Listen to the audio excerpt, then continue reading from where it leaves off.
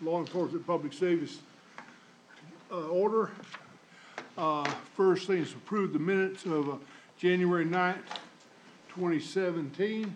So move. Second. Any changes you guys want to make? All right. All in favor? Aye. Unanimous. Okay.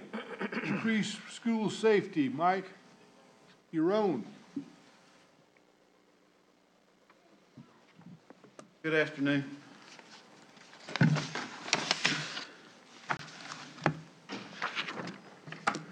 Committee members, council members, wanted to just kind of come before you and bring you up to date on kind of some discussions that the sheriff's office has been having with our school district concerning school safety. We have Dr. Thorsland, members of his staff, and some members of my staff have been meeting for the last 2 to 3 months, and our priority, number one, has been to try to move forward with a school resource officer in every school. You know, after every school shooting, we as a society tend to look, you know, what can we do? Why can we don't want that happening here. We don't want that happening in Oconee County. And so, you know, we certainly have tried to look at that. So, you know, above everything, our priority is to try to continue to move toward getting at least an SRO in every school in Oconee County. Currently, there's 10 elementary schools, 3 middle schools, 3 high schools. Middle schools are covered. High schools are covered with 1 SRO. We have 3, if you remember back a couple of years ago, you gave some funding to add two more SROs. So we have 3 for the 10 elementary schools. And so we kind of vary their schedule. They're never at the same school, same day of the week, same time. You know, they move around at different schools. So 1 SRO for about every 3 to 4 schools. But so, you know, to get us to where just at a bare minimum would be an additional 7 SROs. And if there's any consideration that you wanted to give to the new Tri-County Tech campus, as well as Hamilton Career Center that will be moving there, that will be an additional need as well. And if I'm not mistaken, I think Code Academy and Adult Ed will be moving in the current Career Center. So that may be some consideration, you know, as we move forward. But, you know, what we have been discussing, if you look at this last, you know, every school shooting, we try to look and analyze, you know, what can we learn, what can we glean from this to make our schools safer. And if you look at, you know, this one in particular, there was an SRO assigned to the school. Now, we all know he didn't respond like he should. But it's got me to thinking, you know, if we truly want to stop school shootings in our society, we've got to take an additional step at some point in time, other than an SRO. And that led to our discussions of possibly arming certain school personnel. I'd never been a fan, and I'm still not a fan, of arming a teacher and expecting them to leave a classroom full of students by themselves and go look for a shooter. And two, some additional concern was, you know, when we get there, how are we going to know the good guy from the bad guy? But in discussions with them, with the school district, we actually feel pretty good about a possible plan. You know, we're not trying to rush into anything. I told the school board last night, you know, this doesn't exist in South Carolina. I don't know that it exists in the Southeast. There's some states, and I'm currently trying to do some more research, but I know Utah, Texas, school districts has armed school personnel. So, you know, our staff looks at that, and we've kind of come up with a program that if at some point down the road, from a cost standpoint, you'll like this, I won't be asking for any money from you to try to enact something like this, but it would entail selecting certain school personnel, preferably not assigned to a student, assistant principal, guidance counselor, athletic director, in some cases maybe a custodian. You know, what we're trying to do is to buy them some time. We know that it's going to take law enforcement 8 minutes to get there.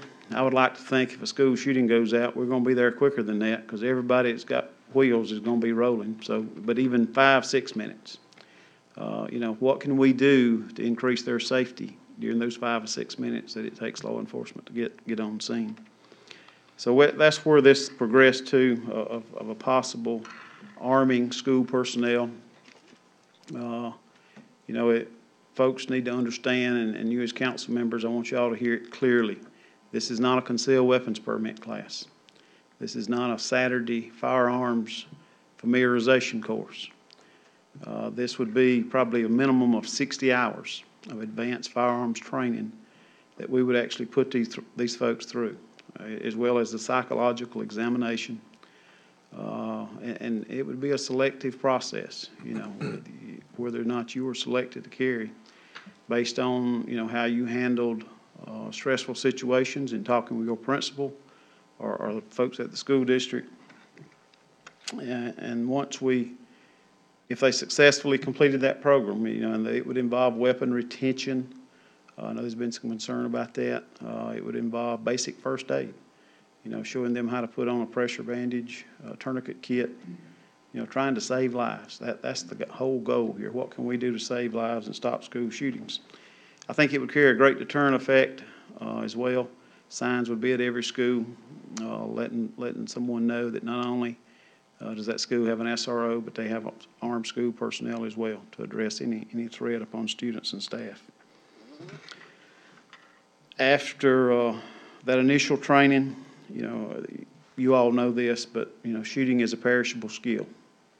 And so they would have to qualify twice per year with their weapon, be very proficient in that. You know, this is not told them last night, this is not a rubber stamp program where we would just casually sign off on this. But, you know, with all that's going on in society, and you know, I'm not saying, and I told them last night, we didn't need to rush into this. You know, we've actually, there's some grants out there. We've applied for some grant funding to pay for all the equipment, the weapons, everything that we would need to implement this program.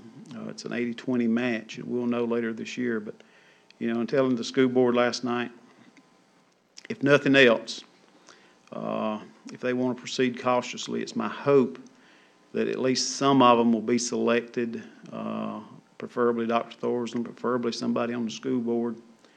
If any of you as council members would like to go through this training, you know, there's no commitment, not saying you're going to act the program, but go through the training and see exactly what we're talking about here. We've given a lot of thought to this process. It may be at some point down the road, you as a council would want to authorize a county employee here in this building to carry concealed, that you would have that authority and right to do. So, you know, it may be beneficial at some point down the road, but if, you know, I'll open that up to you as well. If we are able to conduct a pilot class, no equipment to buy, we'll use our own weapons and put up to 10 people through that class, and then it gives them more information to make a better decision on, so as we move forward. But I just want to kind of update you on that. If you have any questions about that, you know, we're calling it you might have heard a reference, the ASAP program, ASAP. That stands for Armed School Alliance Program. It would be a partnership between the sheriff's office and the school district. Any questions or that you may have, like I said, this is not you know, nothing, I'm not asking for money. I just wanted to give you information because I did go to the school board last night, and I thought I needed to let the law enforcement committee know kind of what our discussions have been with the school district up to this point. School district's going to take it, or the school board's going to take it under consideration. Don't know what direction they'll go, but certainly if you have any questions or concerns about that, you can ask me now or call me later. Be glad to address that. Yeah, I got a few things, Mr. Chair, if I can. First, I appreciate what you do. Appreciate all the SROs do. I don't think people actually realize how blessed Oconee County is to have the numbers of SROs that we actually have per kid in this area. You know, a lot of the things that I heard you talk about a little bit is, the additional steps to stop the violence. And, some of that comes into identifying the potential child or past child that does have the ability to do that. And that there's possibly some additional training that we can go into there for prevention training and stuff on there, and identifying how to get those kids back involved in school.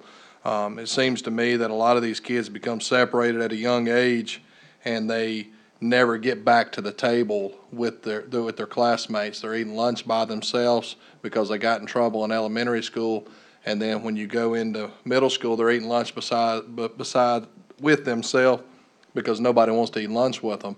And it's a difficult thing to sit back and see these kids as they start to deteriorate on the inside.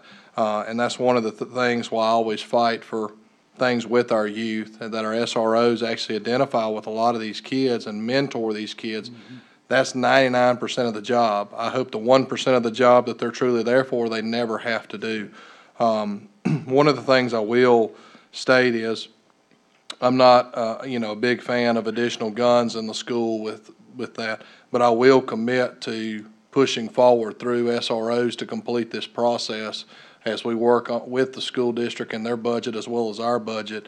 I would like to push forward with that as we begin in that. I don't know what that number would be, but I will definitely push forward with that because it is a much needed, like I said, not just about school safety, but about the mentoring capability and everything that they do. 8 to 10 is needed. If you had 25 in the school, you'd do great too. I'm not sitting here saying we need 25, but every one of these officers do a phenomenal job. And appreciate what you do, because it's not just what they do in the school, it's what they do outside of the school, the football games and all the sporting events they go to as well. So, but I will definitely commit to looking into that.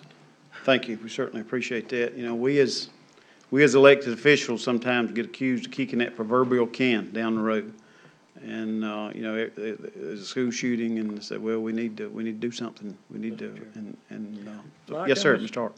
How much is this gonna cost per, SRO? I mean, what's their average pay? First year cost, is about 93, might as well say 95,000. First year cost, that includes salary, fringe, benefits. Of course, we gotta buy a vehicle, all the equipment. That's year one cost. Year two going forward is about 50,000 per SRO, for years 2 and beyond. Okay. Right. The only way you're gonna stop the school stuff is you have to, people come in, they know the SRO officers on one side, they go around the other side, and the shooting happens so fast. The only deterrent is the perpetrator knows, hey, I don't know how many people in the school got guns, maybe they're gonna kill me before I get in the door to shoot the school up. That's all they want is a deterrent. That's the goal of the program. If we do decide to go forward with that, that would be certainly the most to serve as a deterrent. Hopefully that they would never, ever have to pull that weapon. But just the idea of it, well, the teacher's arm, or whoever, maybe the janitor, the custodian's arm. I don't want to mess with that school. Well, you harden that target, and, what's gonna happen is I think we're gonna see a stop to school shootings. Other soft targets will be selected at that point. You can't stop the hate. Arming, the multitude of teachers that have came to me saying, do not arm teachers.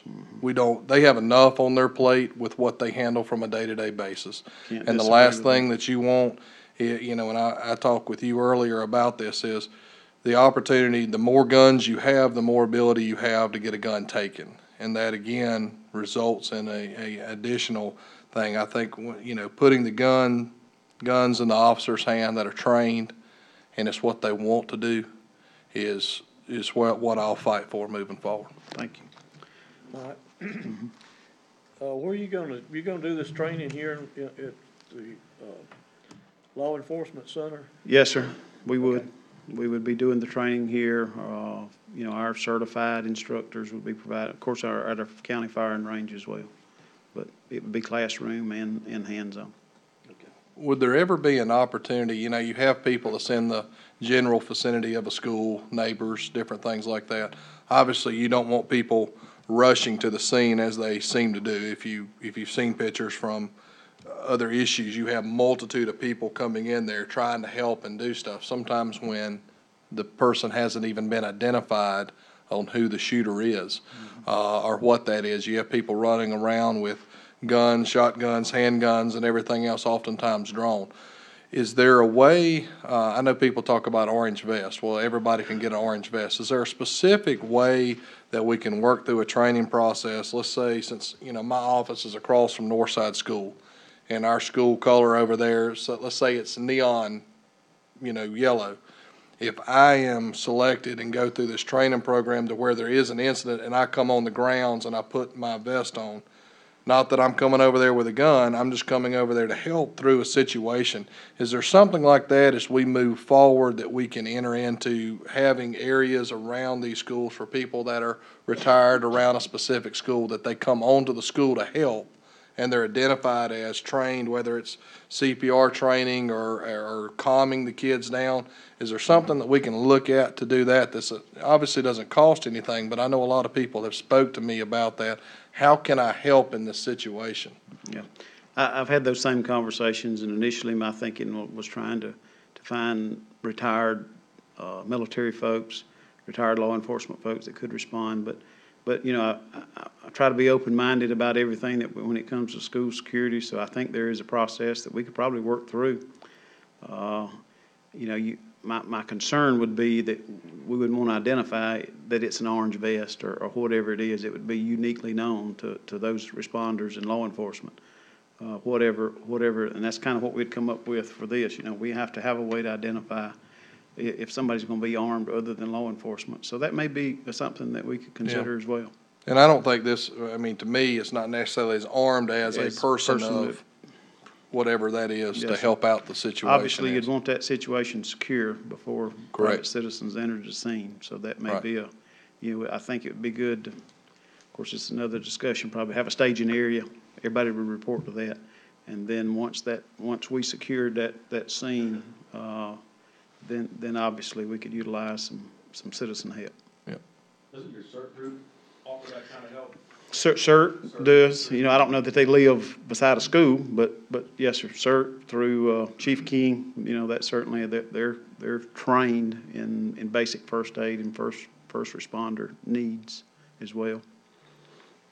2 quick minutes, if I may. What I also wanted to update you as you start going through the budget process. You know, I don't think all we're talking about is SROs. You know, I'm concerned about drug use and the potential for future drug use in our county. I wanted to let you know that had a recent meeting with DEA. The coca plant production is going up in Columbia. You know, it's gone back to the I think it was levels for coca production is in 2017 is the same as it was in 2001. You know, our government in Columbia tried to curb that back through a joint effort, and for some other reasons, coca plant production last year, 2016, I think it was 866 tons of cocaine was produced in Columbia. So, you know, we're letting us know cocaine production is on the increase. Fentanyl, which is, you've read about, it's a very dangerous opioid, being synthetically produced in China. So the only way to get it here is to ship it. Well, guess what? The drug cartels in Mexico has fentanyl factories up and running. So, you know, we're predicting for that to be even a bigger epidemic in the United States. I know our president, I know there's National Guard trying to secure our border, and that's needed. Because I'm really concerned about that. So as we move forward, you know, I've talked before about needs for uniform patrol deputies, so I don't want us to forget about that as we move forward as well. That's just as important, I think, as the SROs. That's all I had. Is there ability in some of these communities that you're seeing, I mean, through the map that I've seen, well, you know, there's several, I don't want to identify any of them because there's about 5 or 6 different communities that you spend an awful lot of time in. As we move forward to this, is there a way to attack these communities a little bit stronger, whether it's it seems to me like a lot of the people are in and out, in and out, in and out, multitude of arrests that we have on there. Is there some planning moving forward that you've spoken, I guess maybe it's on the magistrate side of things, to maybe we're holding these people a little bit more accountable than this is the third time they've been arrested this year for pretty much the same thing. They're coming back in the same community, doing the same crime. What is the long-term plan that y'all are pushing for to keep these people away a little longer? Well, I'm trying to work with our solicitor's office and our magistrates as well. That's something that we've asked for, is to try to identify the worst of the worst, and focus on those. I know I've had that conversation with Solicitor Wagner. And we've been fortunate to be able to concentrate on some of those. But, that is, you was talking about greater concentration. With Mr. Mulder's approval, we were actually able, and I don't know if we'll get approved for this or not, but he gave us permission, and we're in agreement to apply for a 4-person specialized unit grant. It's 100% payment for 3 years. Those problem communities, I'd like to be able to put that 4-person specialized unit there. Not just when deputies are on shift and they get calls and they have to leave and they, in and out of that community, but to put them in there and to truly address the problems that whatever that particular community is having, whether it's traffic control, they get to know those people. I think we can see a better success rate for a greater concentration of that specialized unit. So I hope we're able to get that as well. Thank you for what you do.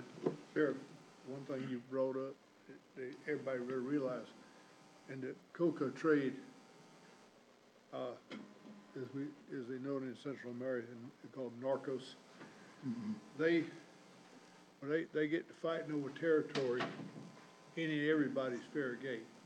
Yes, sir. And it's without more law enforcement presence in this county, they get 2 gangs fighting over it. They don't just fight a little bit. They get rid of everybody. And you, since Escobar and Escobar's dad, Hotahota's in jail. You got Los Pepis coming up. And they could very well turn this whole county, if they get fighting with another gang over the drug trade, just turn this whole county to a slaughterhouse. And they don't care who gets in the way when they start shooting. No, sir. You just collateral damage. So you've got a big job ahead of you, Sheriff. We really appreciate you. Well, thank you. We appreciate it. Thanks. Mr. Chairman, Mr. Sheriff, do you want to go ahead and address the law enforcement cleanup while he's up here? Yeah, might as Instead well. of bringing back in the event you have any questions for him? Yeah. I'll go ahead and start it off with your permission. Sure. The cleanup obviously has been complete. The building has now been stripped down and cleaned out and down to a condition ready for construction. Architectural plans have been completed and are on the street now for bids, so we're waiting on contractor bids to come back in on that construction. I've sent those plans over to the adjuster for the insurance company for review. Our architectural cost estimates well exceeded what the insurance company has estimated that they will pay out for the damage and the rebuild. I've denied that payment at this point in time until the bids come in, and then I've preliminary requested a conference with the adjuster and the architect and the contractor to sit down and go over the cost estimates that the insurance company has presented. So that's where we are right now. I don't know if you have any other updates. Contractor was actually there yesterday, came and Chief Davis took him through. He wanted to submit a bid. So we have had contractors showing up to look at the project. Did we settle out what started the fire? No, sir, not other than an electrical source within that particular room. Is We what. had a source detection assessment completed. We actually had an outside firm come in and complete it. Xerox, Motorola. I think those were the only 2 companies we allowed to be present during that, and it was non-conclusive. We could not ascertain where the actual exact fire started, but we do know it was electrical of some kind. Okay. That's where we are. So we're still waiting on bids to come in, and then we'll have a conference with the adjuster to go over the estimates. Okay. Yep. Thank y'all. Thank you. Thank you, Mr. Chairman. Sorry we bid into your time, Chief King.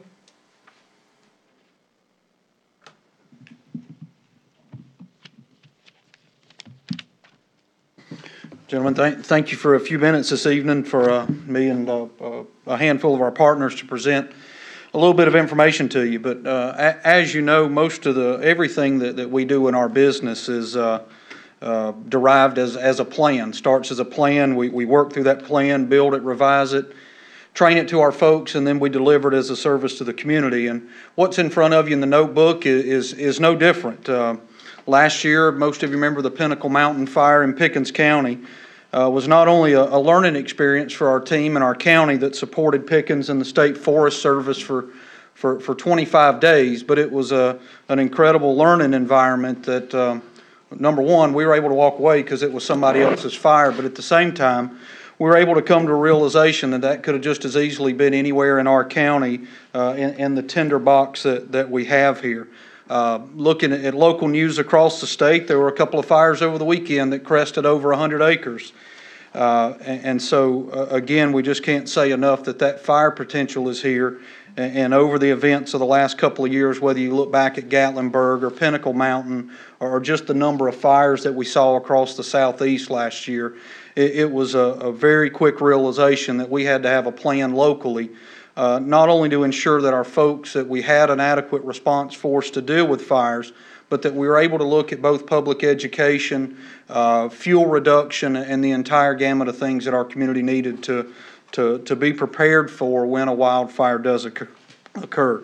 So I'm going to introduce a couple of gentlemen that both are friends and are absolute partners in this and certainly bear the load of the work that's here. And I'm going to allow them to present a plan that they brought to both our fire chiefs and to our fire commission over the last year or so that provided some comments back, and we're ready to move this plan forward. Our intent to present to you tonight is that this plan becomes an annex to our countywide hazard mitigation plan, that we're able to start bringing both staff and fire service, planning, codes, and other organizations together to start delivering public education and other things. But the gentleman presenting tonight, Bob Little, the Zone Management Fire Officer with the U.S. Forest Service, Steve Moore with the South Carolina Forestry Commission, Steve's FireWise Coordinator, Fire Prevention Officer.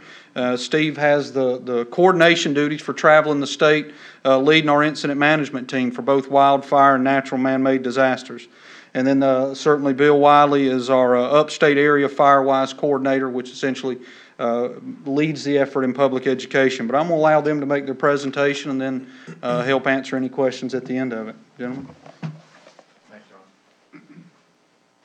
Gentlemen, thank you again he said thank you for allowing us to come and present this evening, and hopefully this will work. We live in a landscape made by fire. Lightning strikes, created patchwork of fuel types, fuel amounts across the state, and then Native Americans came in. All right, I'm gonna have to call on you, Miss Katie. I got started and it quit. Come on. There we go. Native Americans saw what was happening with lightning, decided they could do something similar, use cooking fires, whatever. It's gone beyond that, but that's fine. Early settlers saw what Native Americans were doing, borrowed that concept, used fire themselves to manage their lands, and then, unfortunately, in the late 1800s, early 1900s, we had a large number of huge logging operations, which left a lot of slash behind, created a lot of tinder there, which turned into very destructive wildfires. Shortly in the early 1900s, we got into the U.S. Forest Service coming into existence, and the buzzword there was fire suppression. Put it out, quick as you can. Smokey Bear in the 40s came along. They used that as an ad campaign, which was one of the most successful ad campaigns ever. Still put it fire out, suppression. That created a massive buildup of timber all across the country, including here in Oconee County. And along with that, people looked at fire as being bad. It worked this time. And we got a changing population with folks coming in from outside the area, not familiar with fire, and they don't understand fire. We've had some major fires in the past. Come on. All right. Ma'am. We've had some huge fires here in the state. This is down in Myrtle Beach. the Highway 31 fire in 2009.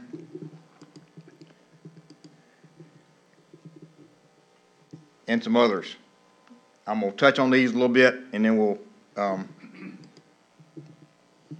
excuse me, back up. Highway 31 fire, you see 76 homes completely destroyed, 97 damaged. A lot of that damage was some embers flying in from over a mile away. Windsor Green, fire started in the power line, moved in a community with condo units. In both of those cases, pine straw was next to homes with a lot of vulnerable siding like vinyl and wood. In the case of Windsor Green, it was all vinyl siding with 108 or 110, depending on who you listen to. Condominiums lost an hour and a half. All right, go one more time. Okay. Coming to the upstate, we usually think of wildfires as being in Woodland. This was not in Woodland. It was a developed area out in the city limits of Greer, 2014. Cigarette thrown out on the side of the road, got into pine straw, moved across a berm with the grass, in with pine straw around mostly brick homes, damaged several of those homes, and ended up burning one home because of the wood deck at the back. Pine straw around that wood deck caused the deck to burn, eventually broke through those windows, and you see the results there. It'll work again. Talk about these fires because what we see is that a lot of these fires have similar reasons that we can able to control. Pine straw next to vulnerable siding and damage from that. And now looking at Pinnacle Mountain, the success, Charlie King talked about that a little bit, Chief King, sorry. No structures lost, no loss of life, with great work from our incident management team as well as one from Utah, the local fire departments, the surrounding counties coming in to help, talking to residents at that fire about things they could do to help protect their homes from any embers that might fall in. And a lot of those folks took what they said, started working on those homes, helped protect their homes at the time. That's a picture of the footprint. The red is Table Rock State Park. The blue down to the lower left is DNR. The larger area of magenta or purple is Greenville Watershed. And you got a little bit of private land over to the right, and it even got into North Carolina a little bit. So we had a lot of people working on that fire. Fantastic results. It's the largest fire we've ever had in recorded history in the upstate of South Carolina. We have fires every day across South Carolina. This is just one snapshot, one day in 2014 from our dispatch map. The flames are fires, the red dots are notification where people have called in for debris burns, trash piles, whatever. But we have those all the time. One more, please, ma'am. You also have notifications where folks call in to do just general yard debris burns. In Oconee County, I think if you do it one more time, it'll show Oconee County. In that particular time, this was 2015, for that year you had 11,000 of those notifications called in Oconee County. One more, please, ma'am. This is what we've had so far this fiscal year. It's a low year as far as numbers for us, but it's important to recognize that the potential is out there. Talking about growth, there was a study done by Clemson's Strom Thurmond Institute and Upstate Forever in about 2008. They looked at growth from 1990 and predicted growth to 2030. This is 1990. And one more, please, ma'am. That's the predicted growth in 2015. Again, this was the 2008 study. We've seen some of that growth, particularly around the lakes. Again, please, ma'am. And then predicted growth for 2030. Of course, in the far west, you've got the U.S. Forest Service, so you don't have that much, but we've definitely seen the potential there and the increased growth in a lot of those areas.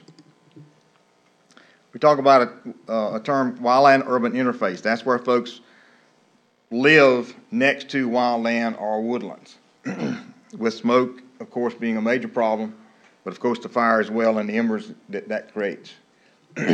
Two terms, interface where we have a lot of homes close together, surrounded by woodlands like it is on the left there, and then intermix where you've had scattered homes out in the woodland or wildland. One more, please.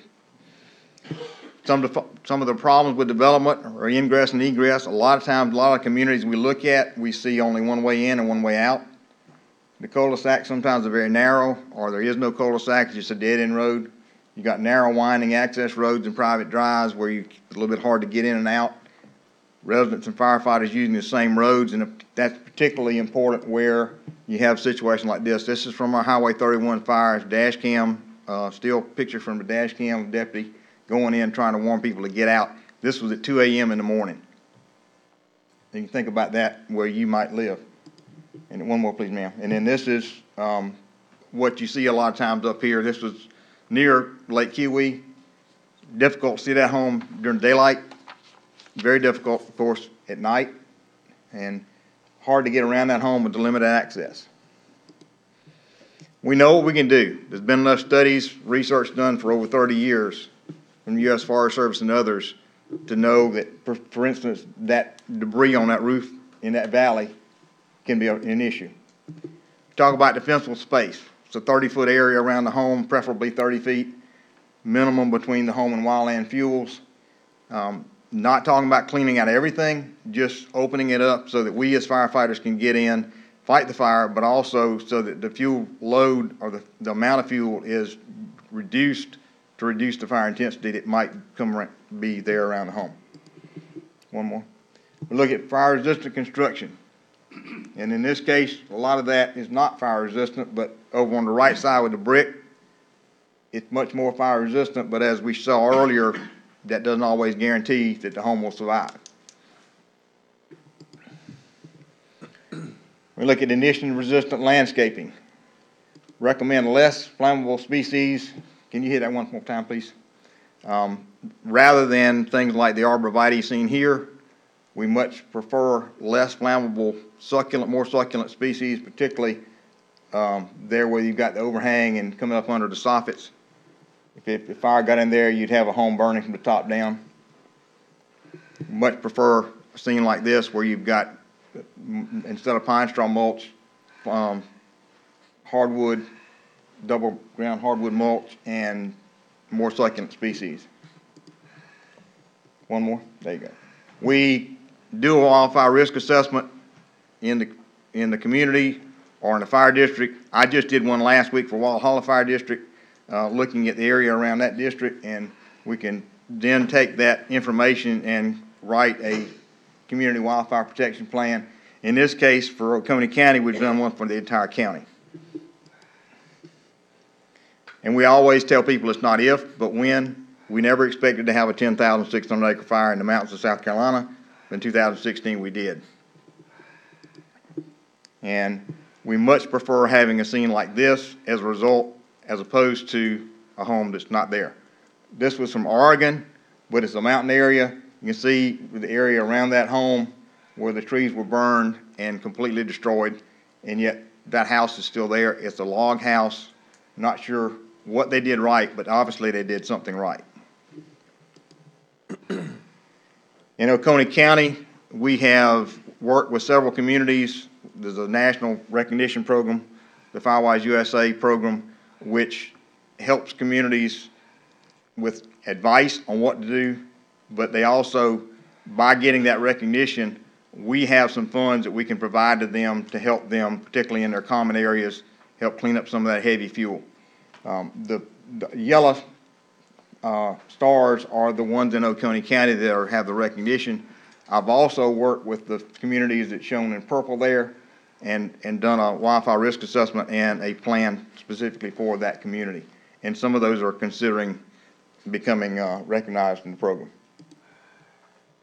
Future in Oconee County, we're hoping to work with more communities as it shows there. I've had some interest from other folks. A lot of that has been word of mouth from the communities we work with. The friends they know in other communities call us and say, we'd like to talk to you about it. Come and talk to our community. Come to our talk to our homeowners association or property owners association. Get some information. Forest Service has helped us greatly. They help actually, the Forest Service created the draft that you have in front of you of the county plan, and shows this whole district. And there are other programs like Ready, Set, Go that is based, is helpfully, mostly driven by the by the fire departments. It works toward evacuation should that become necessary, with Firewise USA being the base. The set part of it is being aware if there's a fire, being ready if you need to go, getting your clothes together, getting your main items that you need to get out of that house together, maybe put them in the car, and then if you get the word to evacuate, or if you feel like you need to go from a safety standpoint, you're ready to walk out the door and leave and go somewhere. And Kiwi Fire Department, chief up there has been great. He is a pilot, our pilot program for South Carolina. There's a management tool called Southern Wildfire Risk Assessment Portal. It's an online tool that which you can look and do one for each county. Bob Little will talk about a little bit more about this in a little bit. That happens to be one for Oconee County that shows in those yellow and red shaded areas where the most of the risk is as far as related to homes. And as I said, Brian Schaffler with U.S. Forest Service produced the draft, and he also produced some information for each fire district, which was passed out when we talked to the Firefighters Association Fire Chiefs meeting, and got that out to them so they could know where some of their major risk was. I'm going to turn it over to Bob Little at this point, and he's going to go through some of that data. All right, like Mr. Bill said, the South Wrap is the basis where all the data come from to build this CWPP, Community Wildfire Protection Plan. And it's a cool deal. Like, it's kind of a legacy thing for me. Brian started this, but pretty well versed in South Wrap. But it can be expanded to multi-counties, or it can be shrunk down to, like Mr. Bill said, just community specific too. So let's see if this works.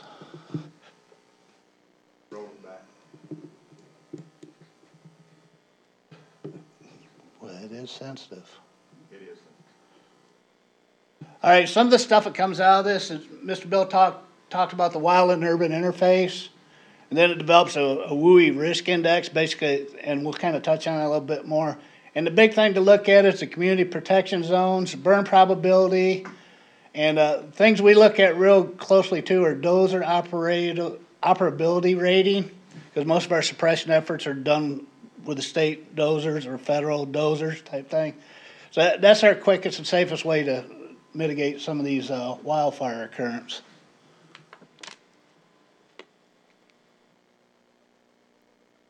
That's just a little busy graphs. I'll try to get to the meat and potatoes.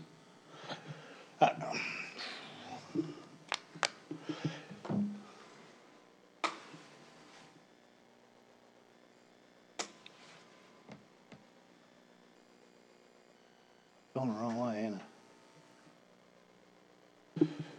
I? The WUI risk index is just basically a rating of the potential effects of an impact of wildfire on a home. And what it takes in is flame length plus housing density. And where we come up with the flame length stuff is we got a bunch of models out there that we run, given fuel types, whether it's hardwood leaf litter, pine straw, mix of that, grass component.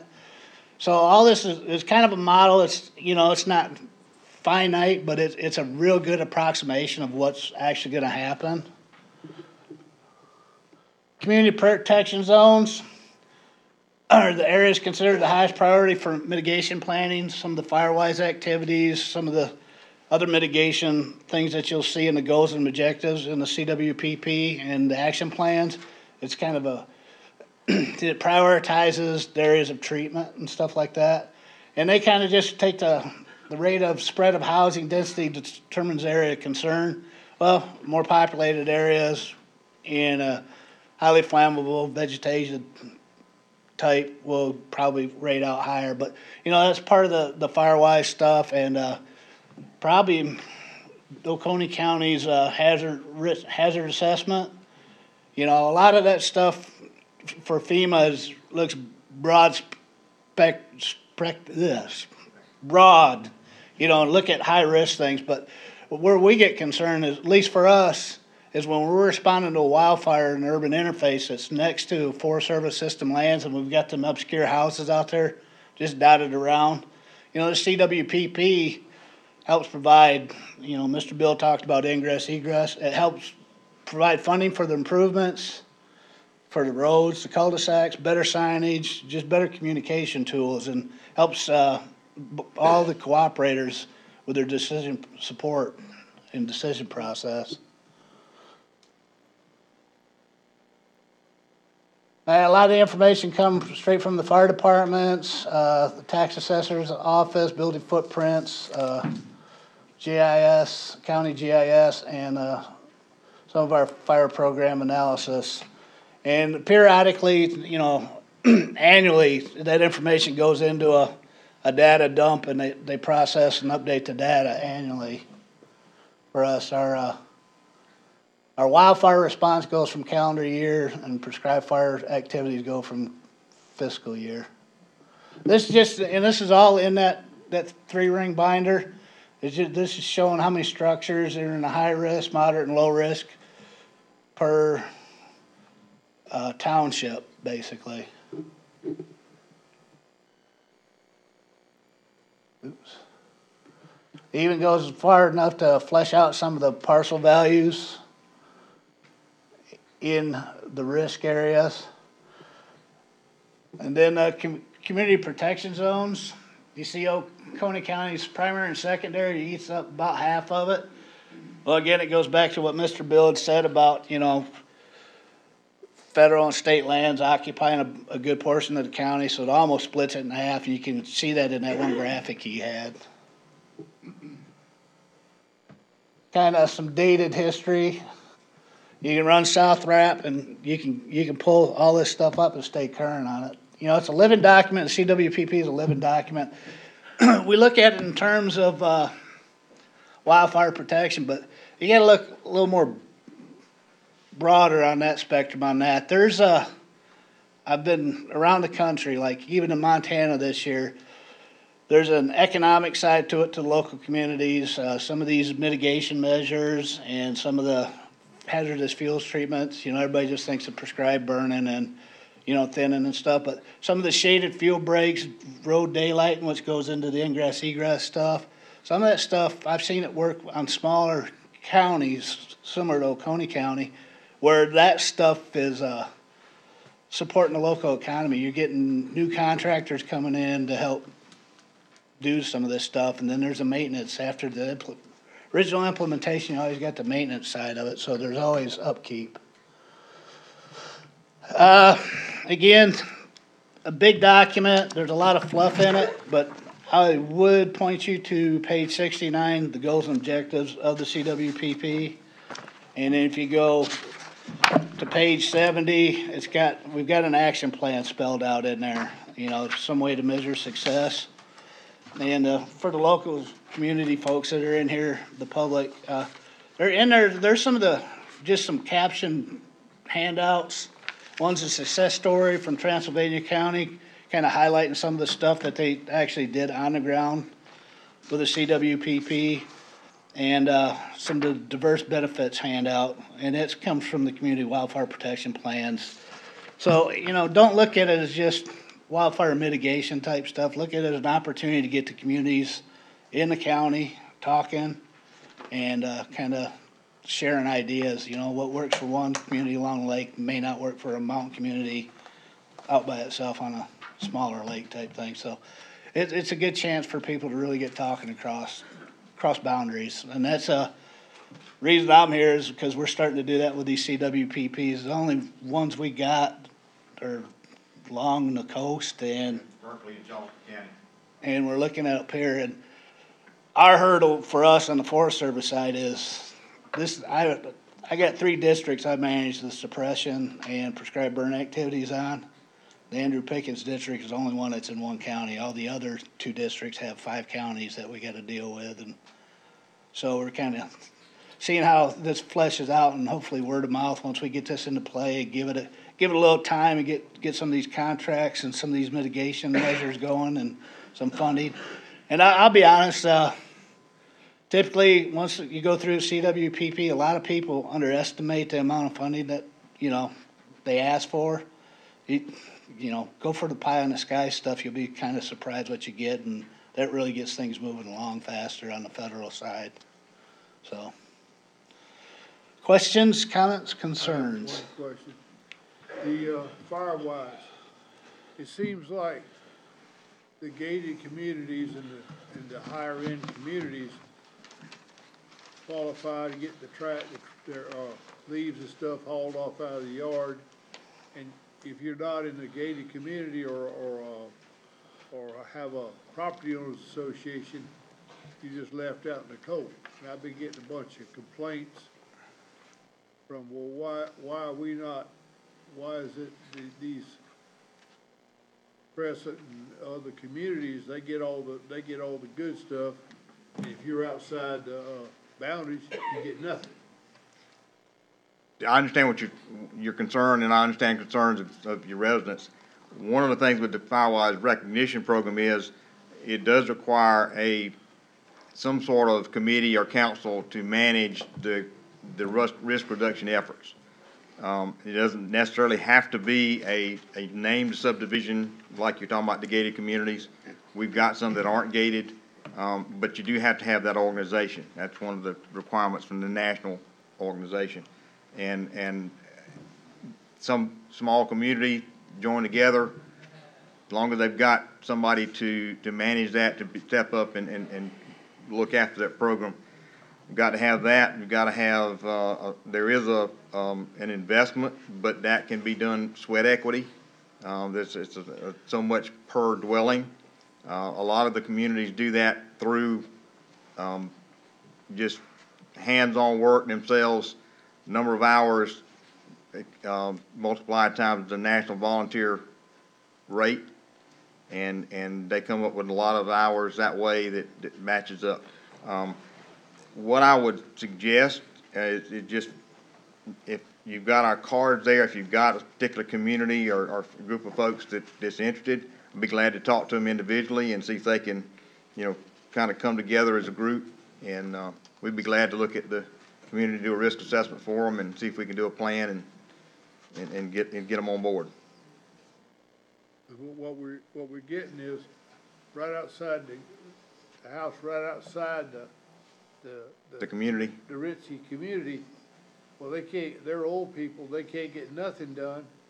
And then the Firewise, y'all paying a landscape guy to come, a big amount of money to pick the stuff up out of their yards. The community's actually paying that. We do grants, but we have a limit on how much the grants or how much we have available from Forest Service, federal government.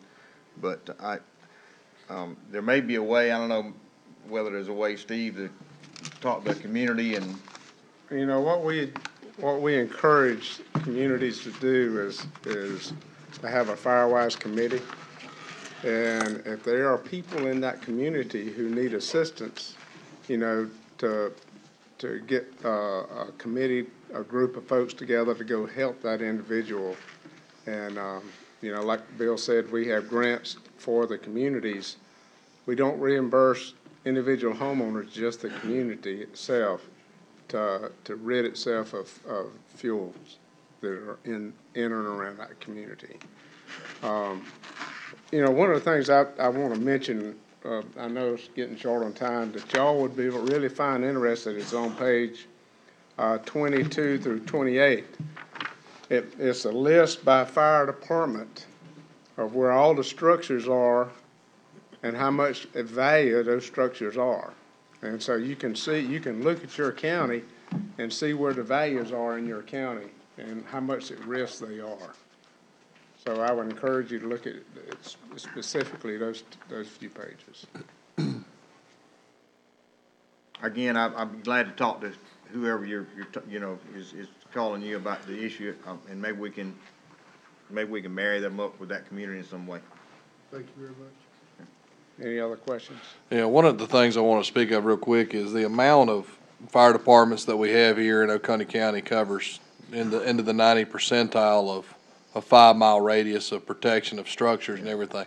That obviously is far better than the majority of counties and stuff that I see, even, just in South Carolina, but also in the rural areas, like Oconee County and the mountain rest areas, as we continue to work forward of that, it's added protection not only to keep from what some of the things that you've talked on today, but having that coverage protection in the area keeps from having a large burst of fire occur in the area, or, you're having additional fire trucks and everything in the area. So I just wanted to, Mr. King, appreciate all that y'all do, for that and the training, because that keeps these large wildfires and the continued burns, and thank you for what y'all do. I think, I know y'all have done several burns in the past, and I'm sure you get a bunch of calls on where's the smoke coming from, so, but I appreciate what y'all do.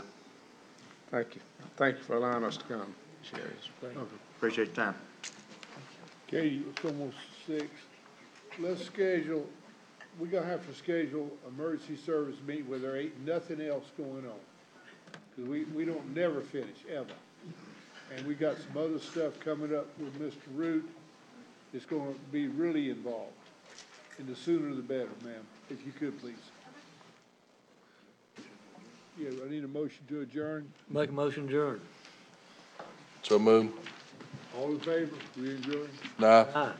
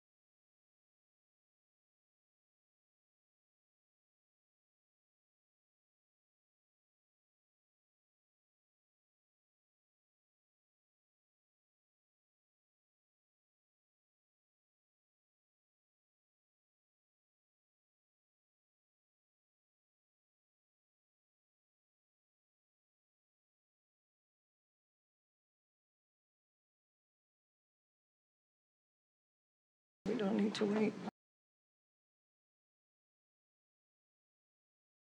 Meeting to order. Thank you all for joining us tonight, April 10th. We're a few minutes late. I apologize. We're going to begin with the public comment session, but before we start, I want to make sure that those who signed up for the public hearing in fact want to speak on the public hearing and not the public comment, because oftentimes the sheets get kind of confused.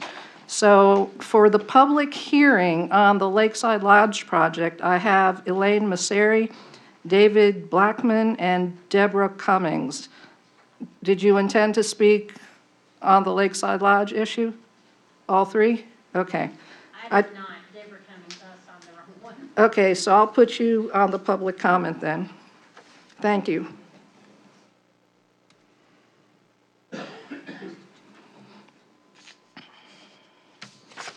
Okay, so we will begin with the public comment session, and we will start with Mr. Randy DeWeese. Good evening, ladies and gentlemen. I'm the plant manager at Ideal Steel, and it's come to my awareness that Oconee County is possibly looking at purchasing properties, and so from a business that's in this area.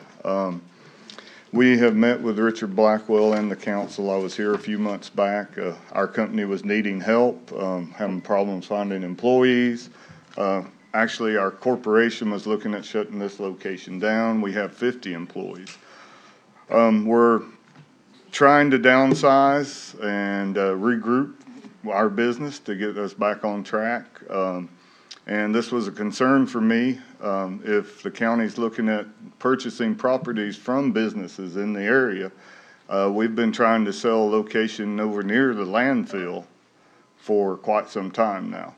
And you know, are needing some help with that. So that's something I would like the county to really look into. I mean, is there criteria set for this? Is it based upon employees in the county? You know, what is this basis, and how do we come to that agreement that we do help out different businesses in the county? But this is something I just wanted us to really look at close, because if we're buying businesses or helping the businesses in the area, then I think it should be on businesses that are really needing it. All I got to say. Thank you. Thank you. On that note, the owner of Ideal Steel, Ron Duquette, had submitted a letter, so I'm just going to go ahead and read it into the record since it's on the same topic. He was not available to be here this evening. Dear council members, I am sorry I'm not available for your meeting tonight. Ideal Steel is located at 120 Halpers Road in Seneca, just down from Walmart on Highway 123. Ideal has been trying to stay in business for the last 2 years. We have been in Seneca for the past 27 years. We employ 40 to 50 people. We have been trying to downsize since the decline in business. We purchased Metal Tech located on Skeeter Drive about 5 years ago. We have been trying to sell or lease the building and relocate the equipment back to the main plant. We are hearing that the county wants to purchase buildings to help survival of small businesses. Our property is $800,000 and we need to find someone to purchase or lease. It has 5 acres and 2 buildings. To be more efficient, we need to relocate the equipment to the main plant. It will cost about $50,000 to move. The bank has told me I need to close the Seneca plant. I'm doing everything possible to keep it open. The economic development has helped this year with supervisor and sales training. We appreciate it greatly. Mainly, we need to get this equipment moved to reduce costs. Could you help us with this move? Please do not hesitate to call if you have any questions or concerns. Thank you in advance for your consideration. Signed, Mr. Ron Duquette, owner. Okay. All right, so we had 2 on that topic, so we're going to move along. Terry Swain.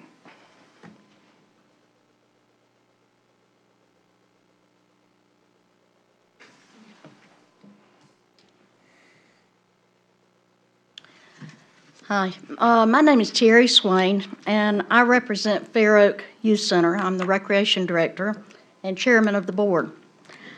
I'm here today to address Fair Oak Recreation from being excluded from playing any, and I mean any, county teams in every sport. That's all sports.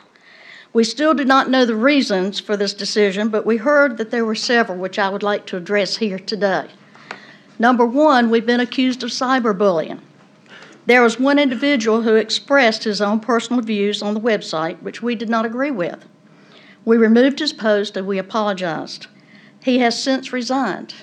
We use Facebook to communicate information to our family members, and we do not tolerate or support personal attacks. We do support freedom of speech. Number two, we have been accused of taking numbers away from other rec departments. I look at those numbers too. Having taught and lived in my community for 45 years, I see kids in our area not playing rec ball because of the distance and time it takes to go back and forth to practice. Even our own school district has realized this, and they provide a free shuttle from Fair Oak Elementary to West Oak Middle School each morning and each afternoon. Our third topic of concern. 8 years ago, your team did not show up for a ball game. I personally was told this by a rec director and could not believe they were holding us accountable for something that happened 8 years ago. I would like to say we had one team this year from a rec department that did not show up at our place. We paid the referees, we let our kids scrimmage each other, and I made no mention of this, and I can assure you 8 years from now, I won't remember. The next topic was Dixie League rules won't allow you to play if you are not in Dixie League. Dixie League teams play all over the state every day in the spring. They play other teams. Number 5, you cannot play at Fair Oak because our insurance will not cover our teams. This was the latest email sent to other rec coaches in our community. We actually have a $2 million liability insurance policy that covers anyone on our fields. I tell you this because if the rec directors want to try to eliminate Fair Oak recreation, they are looking for any excuse to do so. But remember, it's the kids that are going to suffer. Their decision will affect that. We simply want to play ball and leave the adults out. I also want to remind the council that Fair Oak was not approached by any recreation director to talk about any allegations directed our way. We have been essentially left out of any and all meetings. It amazes me that most coaches in the county do want to play, but the rec directors won't allow them to do so.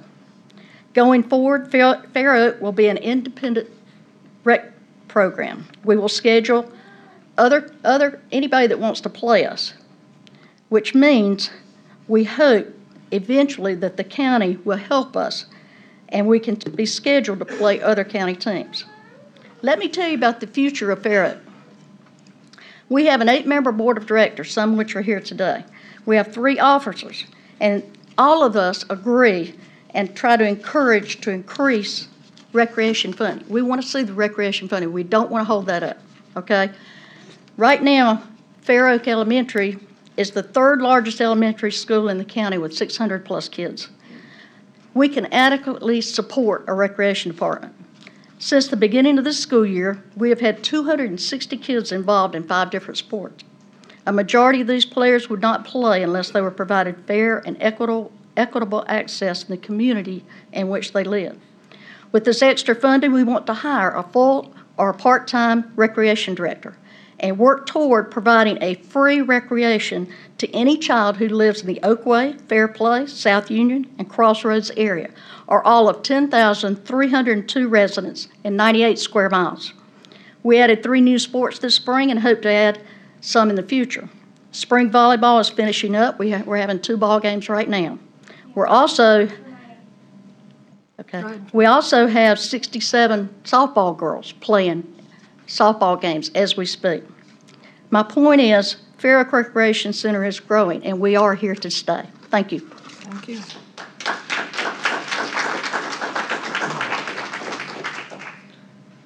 Tara Burnett.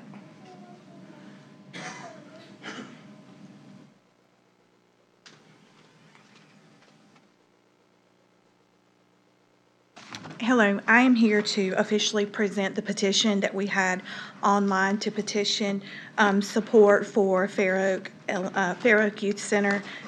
And as of right now, we have 893 signatures that I would like to present to you.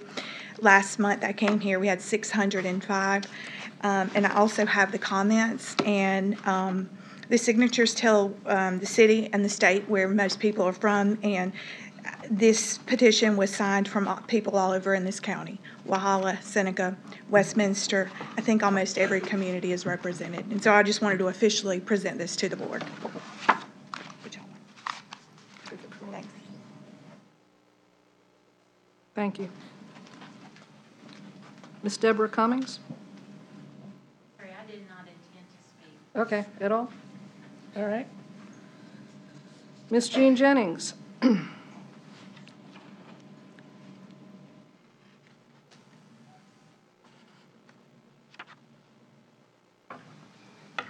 Good evening, council. I'm Jean Jennings. I want to speak about the Utica-Newry situation tonight. I don't have a problem with putting the dumpsters there. Some of the people will use them, some not. Some of the people are so lazy, they will kick the trash out the door before walking a short distance to the dumpster. Newry has fixed up a lot of their houses, Utica not so much. About the tax incentive to develop the properties in these communities, who is going to do that? The county, the state, or the federal government? What will the one doing this contribute in the way of money? Where is the money coming from? Utica has a lot of drug and prostitute houses. When these people are arrested by the sheriff's departments, those houses need to be closed up and not open back up until the owners of the property fix them. You've got some homeowners that are on a fixed and low income that's not able to fix their property. But some of the people living there are lazy, won't work, getting cheap rent and everything free they can. People like this are the ones getting the benefits of the incentive program. They don't help much with the people. That doesn't help much with the people trying to do better. As I said earlier, where's the money coming from? I don't want it coming out of my pocket with the county, with the state, or with the federal government.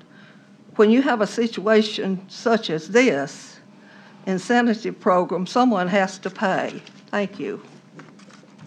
Thank you, Ms. Jennings.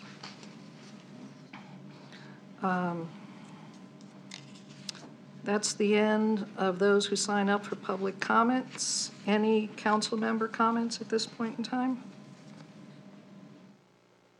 No?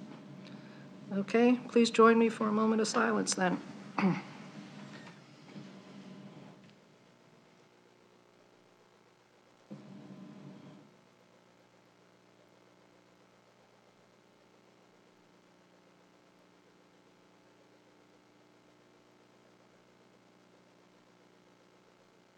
Thank you. Mr. Root, please. Dear Father, pray you bless this meeting. Thank you for your faithful blessings that you've given us in the past, that even when we are unfaithful, we're unsteady, you are always a rock. You're steady, you're faithful, and you're good to us. Our blessings upon us from the air that we breathe, that we eat, the ability to move about, have one another, good relationships. And so I pray that over this meeting, this deliberative assembly would be guided by your wisdom. We would all have ears that are ready to hear, soft-hearted, slow to speak. And your love guide our directions, our decisions.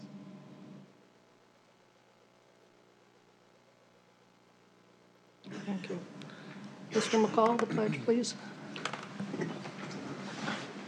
I pledge allegiance to the flag of the United States of America and to the republic for which it stands, one nation, under God, indivisible, with liberty and justice for all.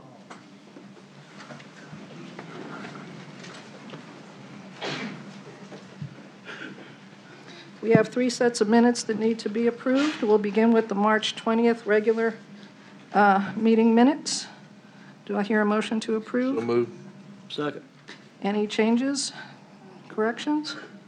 All in favor? Aye. March 29th, our workshop with the Planning Commission. Motion to approve. Second. Any discussion? Any corrections? All in favor? Aye. Okay, what's the March 29th special meeting? That was the after. Oh, okay. Motion to approve March 29th. Special meeting. Special meeting. Mhm. Second. Any additions or corrections? All in favor? Aye. Mr. Mulder, your report, please. Yes, ma'am, Madam Chair. I'll provide you a brief summary of your agenda items this evening. You've got a fairly full plate, so I'll work through these pretty quickly. Resolution 2018-05, I think the caption was, pretty much captures the spirit and behind the resolution in order to affirm its commitment to promote fair and equitable access to the resources here in the county. We do have 2 public hearings this evening and then subsequent 2 third readings on those ordinances. 34, this ordinance is in reference to RBC Aerostructures. They are adding some additional investment in the facility, and they wanted to amend their current fee agreement to add that additional investment and then extend the amount of time necessary to complete that. They're still within their existing fee in lieu of tax agreement when they came here as a new company to the county. They've seen some continued success. They want to add to that investment and incorporate that investment into the original deal. So we're just extending the original to incorporate the new investment they're going to make out there.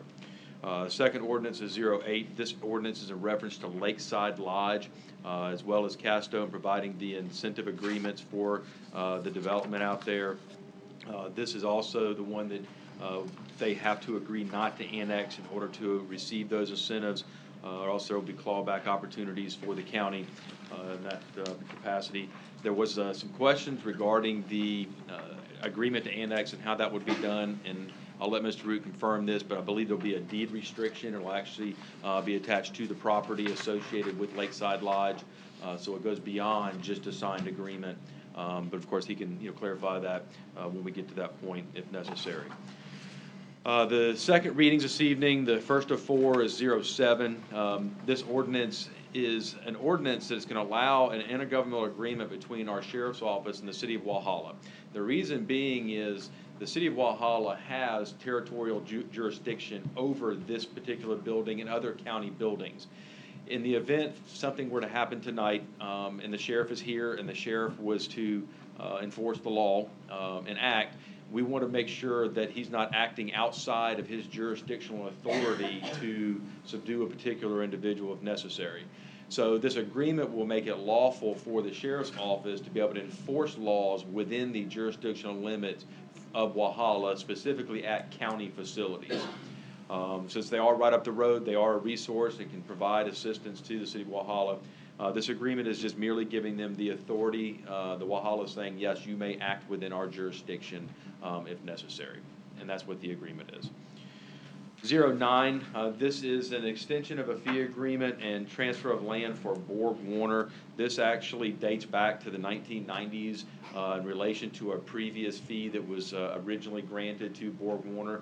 There's been a number of expansions and a number of amendments to those particular fees. Not too long ago, we even modified it into a simple fee, if I remember correctly. And one of the issues we've discovered is back in the older days, when a fee agreement was done, the county actually had to own the property. So we owned the property and then leased the property back to Borg Warner for their operation. And then when that fee agreement expired and everything had been satisfied, the county would then transfer the property to Borg Warner. A transfer back then never took place. It's an old one. It never took place. So some of the land that Borg Warner is on is actually still owned by the county. And we need to finalize those, modify the fee agreement, and transfer that land back to Borg Warner because those original assessments are complete. So that's what that ordinance will do. 10, this is a ordinance that would authorize the financing, lease purchase agreement, if you will, of $365,000. This purchase is for the HVAC upgrades, the boiler and chiller upgrades at the courthouse, which was previously approved for the purchase and installation, and this will be, unfortunately, the purchase is one vote, but the financing has to be done with 3 readings, so this will be the second reading of that.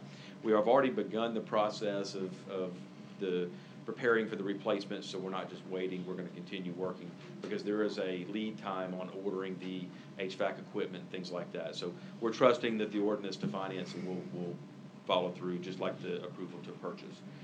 Number 11, ordinance number 11, this is for Project Crumble. It is be a fee in lieu of tax agreement plus a 35% SSRC for a additional investment of no less than $15 million. So we're so pleased that that company is choosing to expand here and provide additional investments, which will hopefully provide security for their operations here for many, many years. First readings of ordinances, we just have one this evening. That's 2018-12. This ordinance would approve a multi-county park agreement. This is for the Hartwell Village and the Lakeside Lodge developments. This is, again, just an ordinance that couples with all the other incentive documents, but it has to be approved in a separate one for a multi-county industrial park. This will allow those incentives to be offered and include those into the park, which will allow apportionment of those fees by county council. Action items this evening, I had presented to council the actual strategic plan report at the last meeting briefly. We wanted, obviously, the council to have an opportunity to kind of look through it, go back and remember those discussions at the plan. So it's on the agenda tonight for any discussions that council may have following their review of the document itself. We also have the purchase of two 2017 Chevrolet 3500 cab and chassis for the Emergency Services Department. Again, the narrative description is pretty clear. It's replacing two older trucks with an excess of 200,000 miles.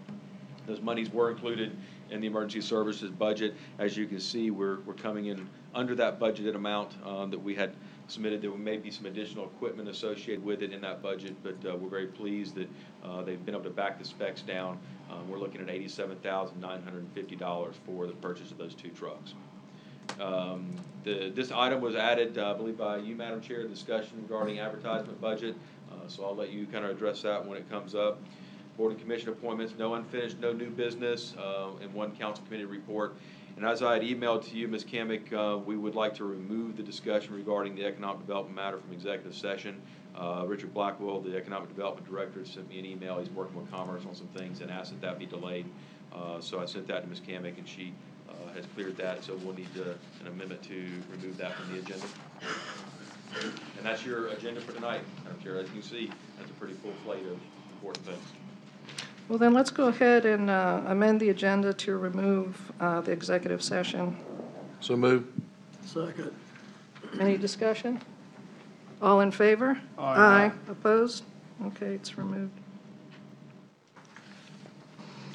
Okay, let's begin with our first and final reading of a resolution, Resolution 2018-05, a resolution of the Oconee County Council affirming its commitment to promote fair and equitable access to the resources and activities available in Oconee County, which make the county an extraordinary place to live, work, and play.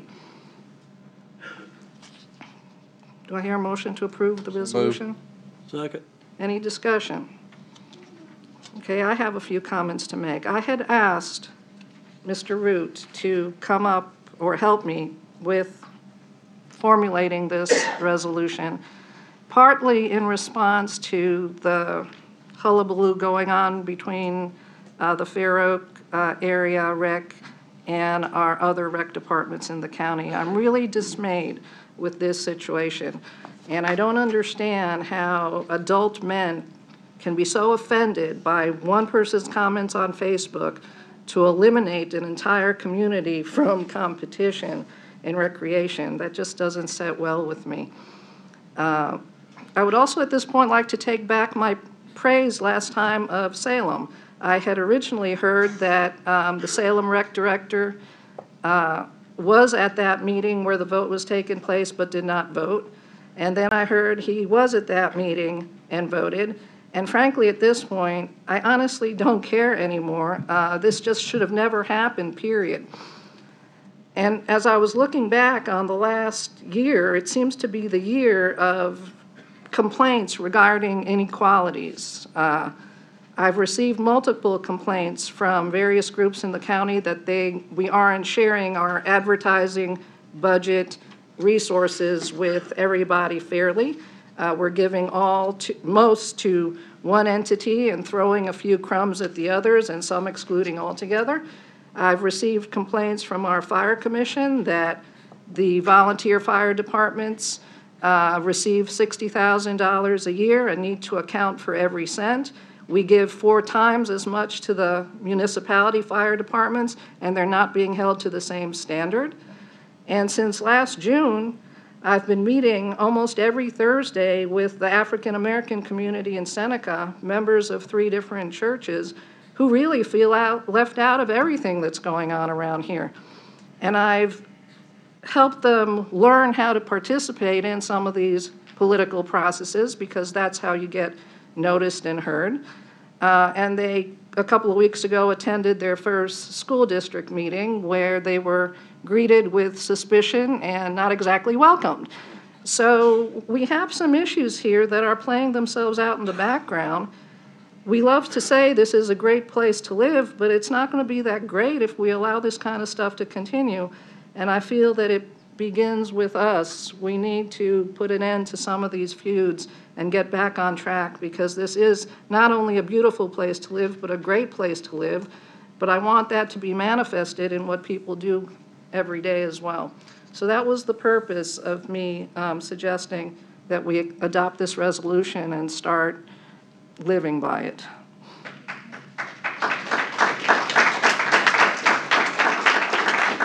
Thank you. Any other comments? Great job.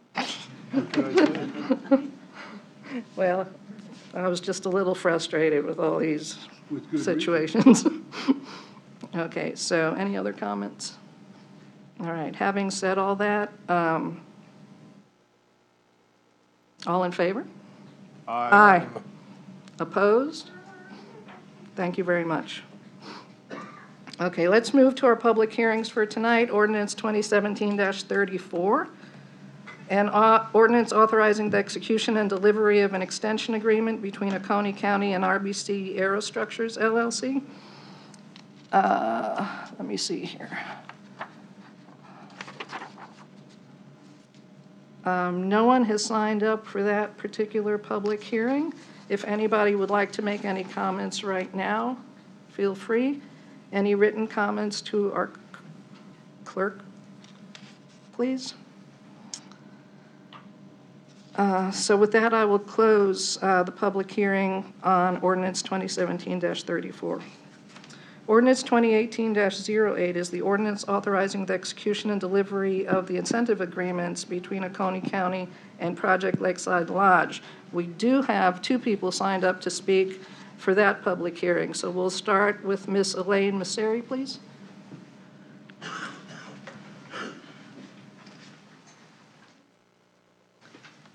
Hello. I come before you as someone who's had experience dealing with the city of Clemson for 35 years.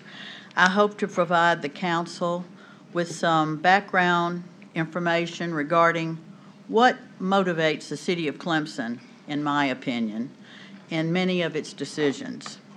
For 31 years, I lived on Pickens County property adjoining the city of Clemson. Approximately 25 years ago, I, along with a group of neighbors, fought a land grab of our property by the city of Clemson. We prevailed by sheer force and numbers, but not without receiving veiled threats directed against several spouses who worked for the city of Clemson at that time. Next, I worked for a business in the city of Clemson city limits, for 35 years.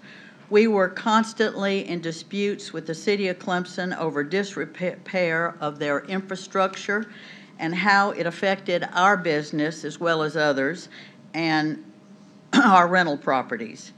I think that's evident right now because of the moratorium against any progress in the city of Clemson, because they can't support anything with their infrastructure as a result of negligence and mismanagement. At our business during this 35 years, we had at least 6 major break-ins as well as smaller ones, but when I say major, it involved guns and it involved money. none of which were ever solved by the city police. Now, we did have one that was solved because one of the renters behind us, his dog was barking, and he ran him down in the parking lot back there, and he caught him. But the city of Clemson never did catch anybody. Lastly, I would like to point out the decline in city of Clemson neighborhoods, which have been overrun by student rentals and high-rises, which now overshadow one lone street consisting of businesses whose only interest is serving the students instead of its tax-paying citizens. I hope this gives you some insight into that creeping Clemson kudzu that is trying to invade Oconee County, and I hope you will vote accordingly. Thank you. Thank you. Mr. Blackman?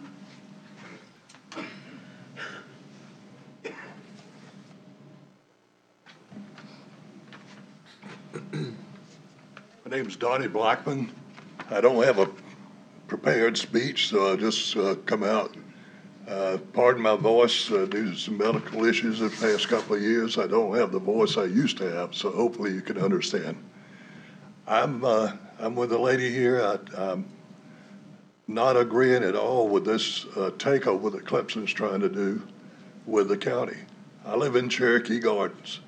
That's about a mile and a half from the village. It's also about a mile and a half from the fire department of Carnes-Shiloh. I know one of the issues that come up, and what I know is what I read in the paper. So if I'm wrong there, y'all can correct me. They're talking about the distance with fire protection. It's a mile and a half from Carnes-Shiloh, 3 miles and a half from the Clemson Fire Department. They talk about police protection. I don't know that we've had any major problems with crime in Cherokee Gardens and back that way. I mean, petty stuff for sure. I've lived there for 32 years, and I've never had nothing taken off my property, so I'm lucky, I guess. So far as the sheriff goes, my opinion there, if they needed a substation, the old fishing hole building is a prime spot located out there where growth is coming with the housing for the college kids and other housing along the lake in that area out there. That police protection is about a half mile to 3/4 of a mile from the property. But I just cannot see that whenever this came out in the paper, that it was looked at as not a big deal. At least that's what impression I got from the paper. You know, no big deal. You know, we looked over it or we didn't read into it enough to see the fine print. And these people have taken advantage of us.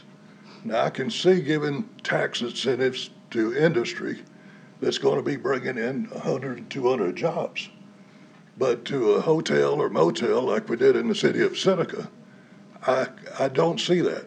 I mean, is the hotel that's being built now the true deal? Is that going to have incentives? Are they going to come to us?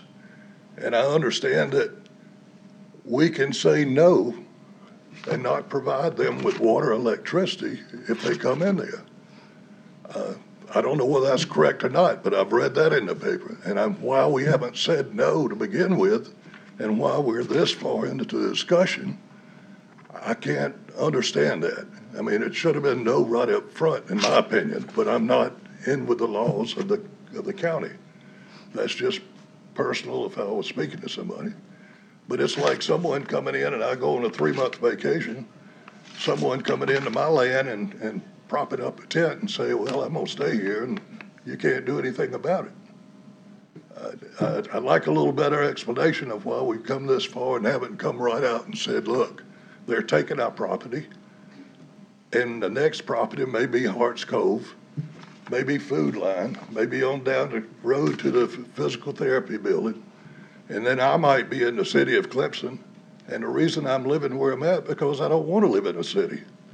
I have everything I need, you know, but that's just my opinion. It may be right, wrong, but I certainly hope y'all do not vote for this, and I don't understand why we're having to give these people money to build a place. I mean, if they think it's that important, or they're gonna make that much money, the infrastructure is already there with Costco. Thank you. Thank you. No one else signed up for this public hearing. Anybody else wish to make a comment at this point in time? You're welcome to. Any written comments then you can give to our clerk if you'd rather put your comments in writing. So with that, I will close ordinance 2018-08, the public hearing on 2018-08. So we will proceed now with the third reading of the two ordinance. We'll begin with 2017-34. Motion to approve ordinance 2017-34, RBC Aerostructures LLC. Second. Any discussion? Yes, ma'am. Go ahead. I'd like to thank RBC Aerostructures for, their continued commitment to Oconee County. They do a phenomenal job, and with this continually comes job investments, and they've great paying jobs as well. Appreciate all that they do for the area. Anybody else? All in favor? Aye. Opposed? Ordinance 2018-08. Motion to approve ordinance 2018-08, Lakeside Lodge. Second. Any discussion? Yes, ma'am. I'd like to thank them for their commitment. This is a great project, great taxes in the area, and, appreciate y'all choosing Oconee County. I could have chose a lot of different places, and, y'all do bring jobs, good paying jobs, and y'all do pay taxes and a lot of taxes, and I want people to understand that with this, there is taxes, a lot of taxes that's paid in here, and a lot of investment that comes in there, and the people that come into there, and appreciate what y'all are bringing to the table. Any other comments? All in favor? Aye. Opposed? Second reading of ordinance 2018-07, an ordinance authorizing the execution, delivery, and implementation of an intergovernmental agreement between Oconee County, the city of Walhalla, and Sheriff Crenshaw. Make a motion. Second. Any discussion? All in favor? Aye. Ordinance 2018-09, an ordinance approving, confirming, ratifying, and/or authorizing certain acts and agreements by and between Oconee County, South Carolina, and Borg Warner. Make a motion. Second. Any discussion? All in favor? Aye. 2018-10, an ordinance authorizing the execution and delivery of an equipment lease purchase agreement in the amount of not exceeding $365,000 to defray the costs of acquiring various equipment, authorizing the county administrator to determine certain matters and other matters relating thereto. So move. Second. Any discussion on That's this? still the courthouse, right? Yes. Just want them to know it's in second reading, so they can. Yes, sir. And The winter and the summer is coming to The- a close. It's getting closer. We've got another 2 months of winter, apparently, so Yeah. we've got plenty of time. Yeah. to eat. Yeah. But the AC is going to be on schedule for the worst part of the summer? Yes, ma'am. The worst part, we should be up and running, so we're moving as fast as we can, even though the financing isn't approved yet, because again, we got lead time on equipment, so we're moving best we can to make sure they're cool this summer. Consistently cool. Consistently, Some are so hot, not some are freezing cold. or sweating. Mhm. Okay, then any other comments on this? All in favor? Aye. 2018-11, an ordinance authorizing the execution and delivery of a fee in lieu of tax agreement between Oconee County, South Carolina, and Project Crumble. So move. Second. Any discussion on this? All in favor? Aye.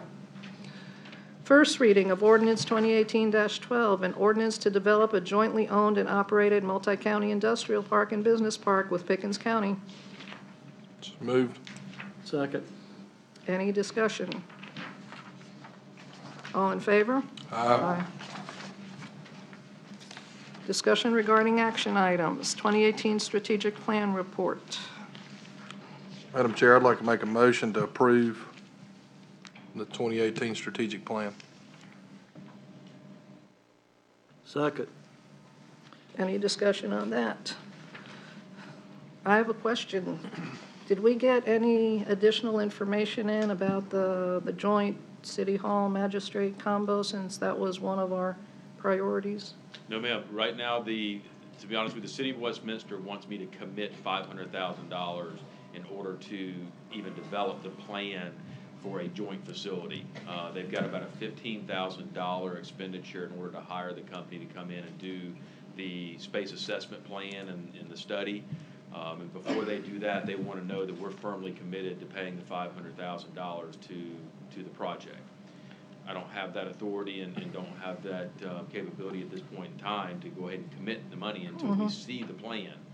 Well, so how's that work then? What I was going to suggest, and I actually spoke today about this, is what if we agree to at least secure half of the $15,000 on their behalf? That way, if we don't commit, we at least have paid for half of the plan for them, and they don't have a full $15,000. Or if council's generous and they want to do the whole 15. You know, I would much rather pledge security for $15,000 than $500,000 at this point in time, so that they can actually get the plan conducted and we can take a look at that before we commit to a joint facility. That's my thoughts and suggestion. Madam Chair, they just don't want an unnecessary expense if we didn't move forward to building it, because like we've been through this on the magistrate, it's kind of been, we're gonna do it, not gonna do it, gonna do it, not gonna do it, and that's one of their issues that they have.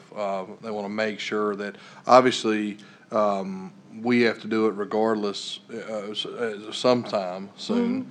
And they just want to make sure before they go out there and throw $15,000 to $20,000 at it, they want to make sure that we're willing to do that. Mr. Mulder, are we going to have to, the plans that we have already drawn up, that, We have no plans. okay, so we're going to have plans regardless of how we proceed, that If we're, we construct a facility of our own, we'll need architectural plans for construction bidding, yes. okay, so. Unless we do a design build scenario, then you won't have plans done up ahead of time. So with the magistrate, we're gonna have to pay for plans anyway, and this would be a connection, if they so choose, to add their city hall to this in some way, shape, or form. We'll have additional expense for design elements of a building either way. Okay. I just, kinda wanna throw that out there, that's something that we're gonna have to do anyway, if we're gonna move forward with what we're doing.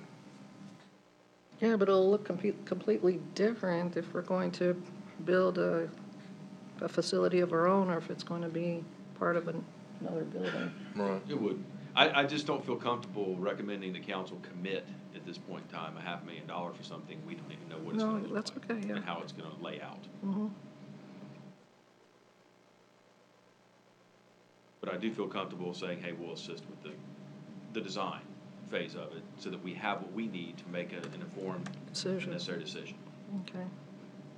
So what do you need from us to commit to the design portion? If I could just get a vote to support my recommendation to assist with, and if you want to give me a dollar figure, whether it be 7,500 or 15, you can, and then I'll make arrangements to put it into next year's budget in order to appropriate those funds for that purpose. Make a motion up to 7,500 per stated. I'll second that. Okay, any other discussion on this? All in favor? Aye. Opposed? That would go out for bid through them, Yes. through the city. Contribute funding, Okay. they would manage the bidding process. Okay. So if the bid comes in at, 25,000, we've only committed 7,500 based on their initial estimate. Okay. And the construction and all that stuff, the city would be monitoring that? Or I would think be that, once we get to the construction part, we probably are gonna wanna play a very active participatory role Thank you. with that. Okay. We may even do better to manage that project ourselves. Just from a economy of scale, we may get some better pricing with their participation, of course. But I think once we get the plan, let's take a look at the space percentages and we can maybe get a group together consisting of city and county folks, and let's talk about that. But I would probably recommend the county manage it on their behalf, but with a shared structure like that, who maintains the liability of that? Do we, since it's all under one roof and it's a county building, since it's a county city, or would there be? Well, it'd be a city building, the way it was originally proposed. Now, again, this is not the way it has to go, but originally it was proposed that it would be a city building. We would assist them with a payment toward the construction of their building, and then they would donate to us office, the pre-described office space and courtroom and everything within that building. They would pay the insurance and upkeep and everything else. They may or may not, they have not, but they may or not ask for an annual contribution towards janitorial services or, something. Okay. So it'd be a city magistrate, obviously. It would, but they don't have a city magistrate. County. Our county magistrate serves as their municipal judge. Okay. On contract. Okay. Thank you, Madam Chair. Anything else on this? Okay, 2017 Chevy's 3500 cab and chassis trucks, emergency services. We didn't vote? I thought we did. We voted before. She corrected me. Okay. Yes, you did. Yeah, I did the conversation afterwards, but Yeah, it was just some that's additional. okay. So you took us out. Yeah, I did. That was me. So what I did. Motion to approve. Second. Any discussion on this?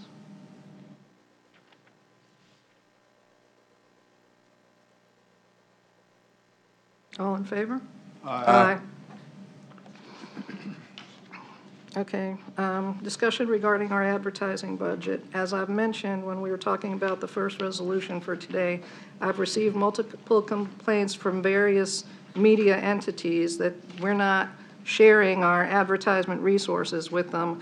The bulk goes to one entity, we're throwing a little bit to a few others, and we're leaving some all the way out. Now, Mr. Mulder and Ms. Brock had given me a tally of all our advertising expenses, and I had a good intention of bringing this with me. Unfortunately, I came here directly from work and not from home, so I did not bring those documents with me. But I will go ahead and scan them in and email them to you so you can see for yourselves what I'm talking about. At this point, I would just like to direct our administrator to try and come up with a better way to distribute our advertising resources, not to increase the amount. We're paying plenty in advertising, but to share them a little bit more equitably among the various media types.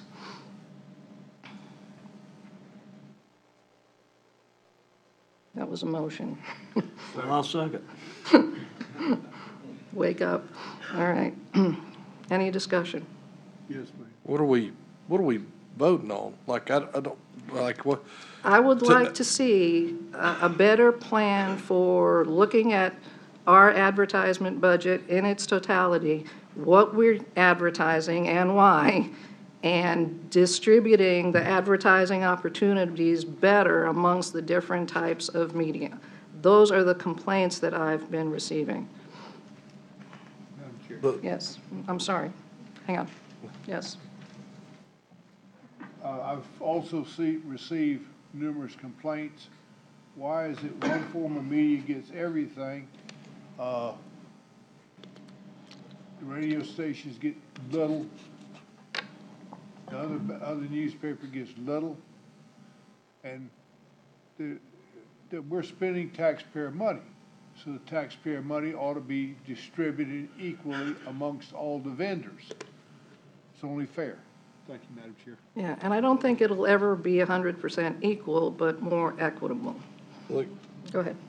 I mean, we spend a lot of money on radio and media, and I mean, Well, out of not just in Oconee County, but all over the United States, we spend tons of money with all kinds of magazines that don't even run here in Oconee County for tourism and everything like that. So, I mean, if you're making a motion like this, I mean, there's 400,000 publications in Oconee County. I know, and that's why I said that had I brought the documents with me, you'll see exactly what I'm talking about, and I will get those to you Just pronto. instruct, I don't understand why we need a motion on on that? I don't even know what we're voting on. We're voting to ask our administrator to look at our advertising opportunities. Well, why don't and just to- instruct him to? There's nothing to vote on. Well, we always direct them with a vote. What I heard was bring back a plan on how we can take what we appropriate in our current budget for advertising and look at a fair distribution of that, not necessarily a percentage, equal percentage to everybody, but put together how those numbers are actually allotted and appropriated now, and then, how they could be more fairly done. You took one the of words things- right out of my mouth. You've taught me well.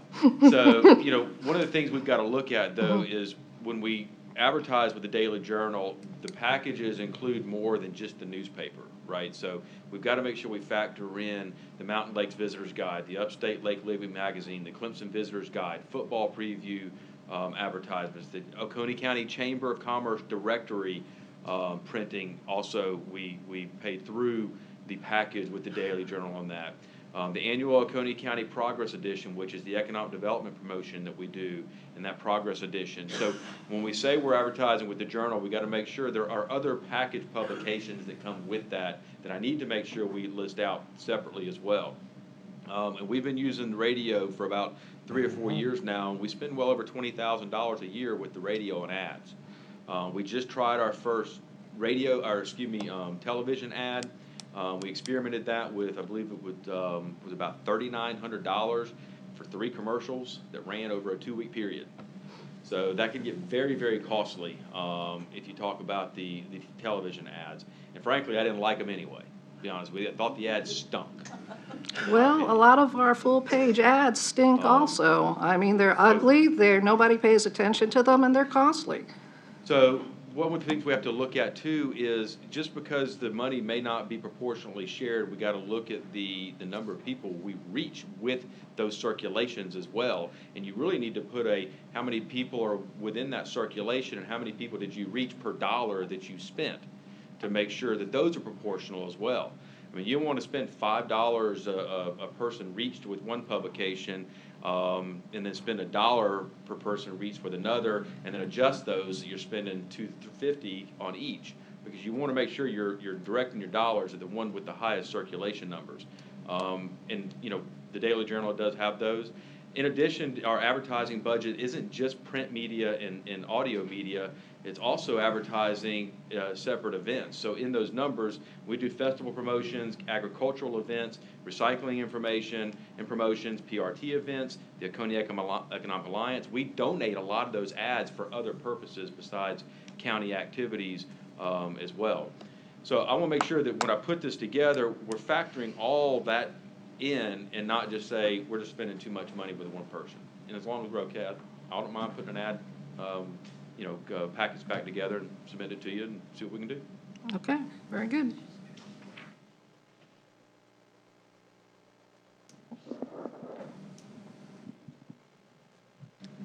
So, do you need a vote or not? Madam Chair, in that one council member cannot direct the administrator to take an action. I think that's why Mr. Mulder would feel comfortable with a motion that you propose and a vote, and he's just going to bring back a plan. It's not a final action, but bring back a plan that addresses the items he discussed. Okay, so you do need a vote. Yes, ma'am. Okay, all in favor then? Aye. Opposed? I don't know what I'm voting on. That's fine. Board and commission appointments, we still need someone for Building Codes Appeal Board. I haven't seen any new applications in recent days. Unfinished business? Do we have any unfinished business? New business? Yes, ma'am. This regards people, landlords that own houses and apartments, trailers, or whatever. Slideshow is presented to you courtesy of one of my tenants that bailed on me. I don't mind losing $800, but when I finally broke into my own house, this is what I found.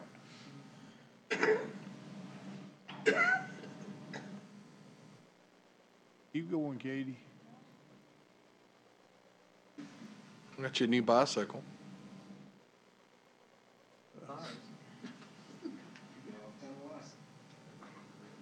It's hung up. Mm-mm.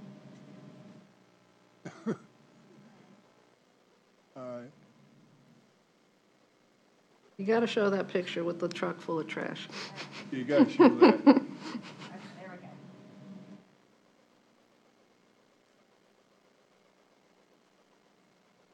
Washer and dryer work? They were gonna steal them. Those are my washer and dryer. Are those yours? He'd already hauled them downstairs. You could add $20 a month in rent for providing a washer and dryer. Ab lounger there. Now, hold right there. That's the, back up. That's the back room. That was the room. Rather than take the garbage off, they piled the garbage in the room. You know, saving the county, I guess, dump fees, whatever it is. Keep going. There it is again. Oh, wow. What'd you do with all that cardboard, Mr. McCall? It went right to recycling. Alright. It did. That was load 3, the cardboard. As the That's slum lord my favorite. himself. Been there, done that. Unbelievable. All right, so reading, I'm up here, talked to a lot of other landlords. Mayor of Westminster called me up this morning, said, man, you're on the right track. You gotta do something. So I asked the sheriff, I said, well, if I go down the road and I throw a bag out the window, what you gonna do, Mike? He said, I'm gonna arrest you. I said, what is it? He said, littering. That's a crime, right, Sheriff? Yes, sir. Okay. Why is it this guy throwed his trash on my property and it's a civil matter? I've talked to several other people that own large trailer parks. One guy's wife said, we haul it off by the dump truck load when they bail on them. You take it to magistrate's court. Magistrate's court, you get a lien. It's a civil action. You ain't gonna get the money. You ain't gonna get nothing. They're gone. They're deadbeats. I talked to the sheriff. The sheriff was nice enough to call me back this afternoon. He said, well, what I'm proposing, the chief magistrate said, by county ordinance, it's a civil matter, leaving trash for us, the landlords and everybody else to haul off. Leaving the apartment dirty is one thing, but scroungy dirty like this and other people is horrible by county ordinance. So what I'm proposing is we're gonna have to change the county ordinance to say, when you throw your trash on other people's, not me so much, property, then we're gonna take you to court, magistrate's court.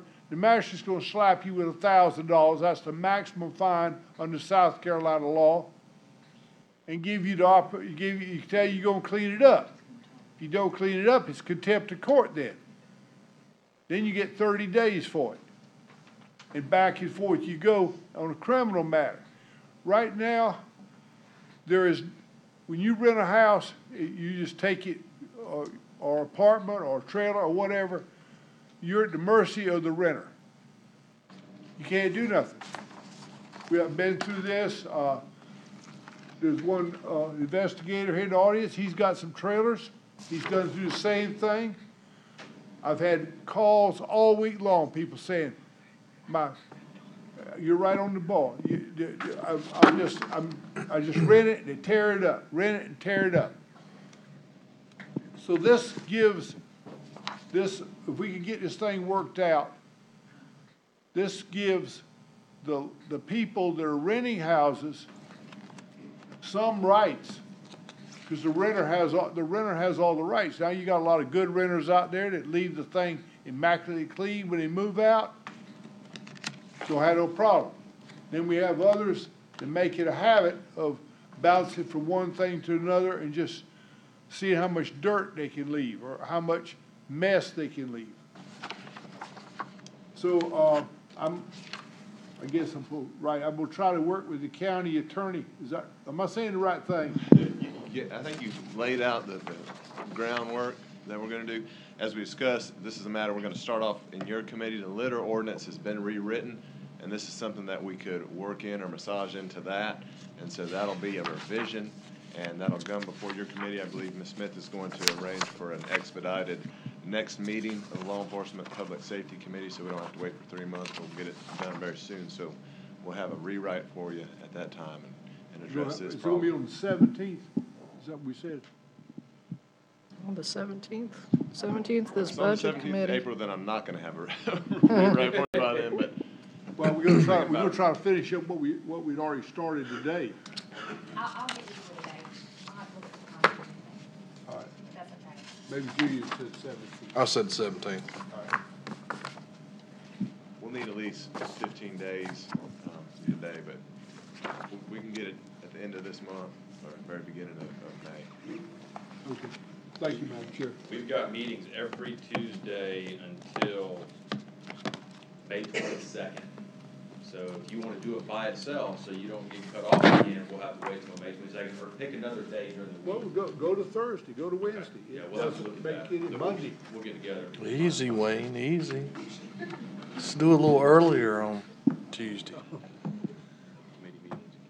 Everyday meetings. Could I say something? I have some ground property, and I handle mine.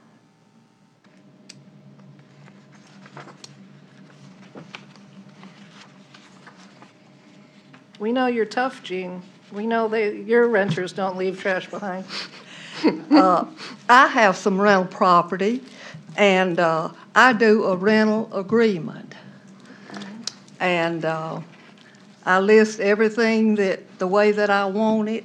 I always collect a month's rent up front, plus a security deposit up front. And I do this rental agreement as to, the condition, that if the condition is left in a mess when they leave, then I keep the money. And they sign that, and I go to the magistrate, and it works. You got people, they got no money. Can't get blood out of the turnip. Well, see, what I do is, when they are late, they pay a fee every day they're late, and that stops that. Brian, the mayor of Westminster just paid, he called me this morning, it cost him $3,500 to clean the mess up out of one. He was not. Yes. But Could I ask a question? Sure, why not? Well, my question is, I know what you're talking about. Now, what about renters? Madam Chair, she needs to Can- come up. Okay. And keep in mind, we're gonna have, if this comes on the next one, we'll have public comment session on this too.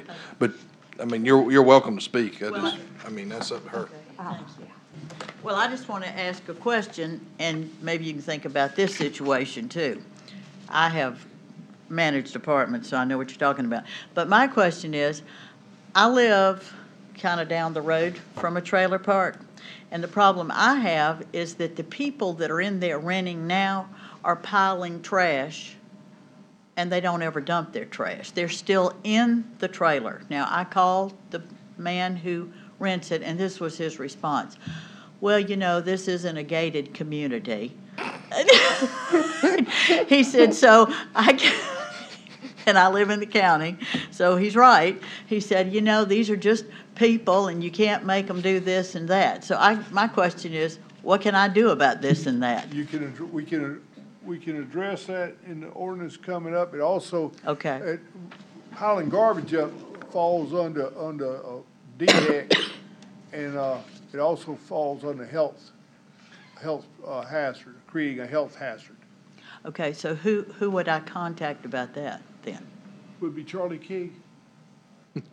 Madam Chair, if I may, I don't think Charlie King wants to field that call, probably not. But community development here, Adam Chapman, maybe the fellow, or Scott Carroll, and that is why I have the mic at this point. We have a mechanism in place for litter that's outside of a residence, even inside a residence, but specifically outside the residence, and the International Property Maintenance Code, again, it's something that we can enforce, but it's something that we do not have personnel or resources to unless it's budgeted for in a different way this upcoming fiscal year. Just a- So I need to contact Adam Chapman? You certainly may contact Adam Chapman. Our issue is really as a matter of code enforcement officers and Okay. funds to clean up those type of issues, plus abandoned structures, the other items that we've been discussing for some time that need to be demolished, that are, Yeah. hazardous properties. They all fall under the same rubric of issues that the county is, will slide on funds. Because there's a problem with that, too. So that's the development, would you say, the Community development. development? Okay. And you can catch me afterwards. I'll give you my card. Okay. You're welcome to call me. Elaine Masseri. One thing I want to add about this, the fines from this do not go to the property owner whatsoever. The fines go directly to the sheriff. And with the number of people we got dirtying things up, trashing, it could possibly, I'm not saying will, but possibly net the sheriff, his department, between $200,000 and $400,000 a year, which he desperately needs for other, and it also takes the burden off the budget to get more money to the sheriff, that he won't be coming back and say, I need more money from the taxpayers. If you're a deadbeat or somebody wants to trash everything, then you're gonna have to pay for it. You can't expect everybody else to pay for it. Thank you, Madam Chair. Okay. Moving on, council committee reports. Mr. Davis, please. Yep, I'll just have a little quick one. I think we've discussed a lot of this. This was the Recreation Task Force met on February 20th, and we had a lot of good discussion, and as obviously we're continuing to have a lot of discussion in recreation in Oconee County as we move forward to this. But we talked about a lot of funding for all of the city groups as well as the Fair Oak, and we talked about a per participant cost. And we talked about the easiest way to do any kind of funding would be a per participant level, rather than any type of level funding on there. That way it's actually level per the child, whether they're in city, county, or whatever it is, everybody gets the same. And the goal of this committee is to form the best recreation in Oconee County. And obviously, as everybody can tell, we've got a lot of work to do to where we start seeing eye to eye again as we work forward to that. We also talked about all-star funding because it is obviously a dire issue with any kind of recreation group to fund a team that goes to the all-star. And it's in tune, actually a reward to these kids to be able to go and do this. And we don't want a group to not go because it is part of a tourism issue, our tourism for our kids to go outside of the county and play, as well as we have teams that come into the county and play as well. Sorry, I got all this on my phone here. Let's see here. There will be, each entity will keep track of their own members. They will be audited by the county to make sure that we know what all the numbers are. We have our next meeting scheduled for Tuesday, April the 17th, and we are going to talk about moving that to the following Tuesday, which would be the 24th, depending on whatever we have on the schedule. And we talked about moving that to 2 o'clock because, as most of you can tell, we have a lot to sit down and talk about and hopefully come up with some kind of resolution and work together in that meeting, because we have had a lot of great discussions through the Recreation Task Force. There's some blame that people are putting on me for what has occurred into here. This kind of stuff happens. I don't put anybody at blame. I don't put myself at blame or anybody up here on the councils or city and Fair Oak. Sometimes we have disagreements and we work through them, and I think it's as we come out of this, we're going to be stronger than ever. And I think, when I think about the issues that we have going on, it's the adults that are creating the separation. It's not the kids. The kids don't know any different. They don't know a kid from Seneca, West Oak, Oakway, Salem. They're all the same. They're all kids together and they all play together. And I think if we, continually take ourselves out of it, it's gonna be better. And, think through that as a child. I know I kind of added that in there to my meetings, but as we move forward with this next meeting on April 24th, hopefully we can all come together and truly sit down and have a conversation to come to some kind of resolution on that. And hopefully that'll be on the 24th, and we'll send that information out. So as of these minutes state, Tuesday, April 17th, we're not going to have that because we're going to have a little bit of time to prepare for that April 24th meeting if the chambers are available on that. So the next meeting is in fact April 24th? April 24th, yes, ma'am. And at what time do you all meet? The goal would be at 2 because we would need to be between 2 to 4 p.m. would be the goal with that, Madam Chair, per scheduling. I know we have a council meeting that evening, so I don't know what that is, so we'll finalize that, so. I'd like to make a recommendation for budgeting purposes that we take our monies that we're going to set aside for recreational purposes and create a grant fund out of that and add some stipulations to that, and then the groups can apply for a grant from that, but they'll have to meet our stipulations in order to receive the money.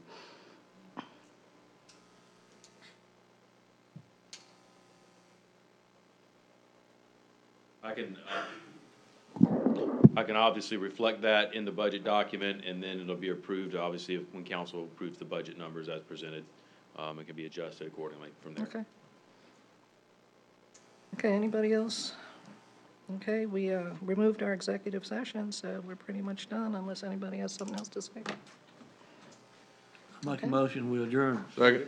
All in favor? Aye. Thank